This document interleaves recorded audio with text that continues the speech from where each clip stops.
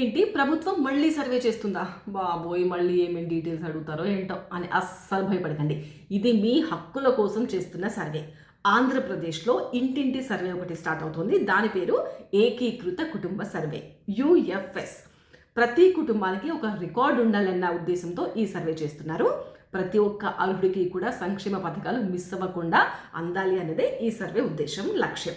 December చివరి వారం నుంచి గ్రామాల్లో గ్రామ సచివాలయ సిబ్బంది, పట్టణాల్లో అయితే వార్డు సచివాలయ టీం డైరెక్ట్గా మీ ఇంటికే వస్తారు. మరి వచ్చి ఏమేమి క్వశ్చన్స్ అడుగుతారంటే మీ కుటుంబ సభ్యుల వివరాలు, రేషన్, ఆధార్, ఉద్యోగం, ఆదాయం, ఎవరెవరికి ఇలాంటి పథకాలు అందుతున్నాయి, ఇవన్నీ కూడా అడుగుతారు. ఇదంతా కూడా పేపర్లలో కాదు, మీ ఒక ప్రత్యేక మొబైల్ యాప్లో ఫాస్ట్గా, క్లియర్గా, తప్పిదాలకు అవకాశం లేకుండా. మరి ఆధార్ సేఫేనా అని అంటారా?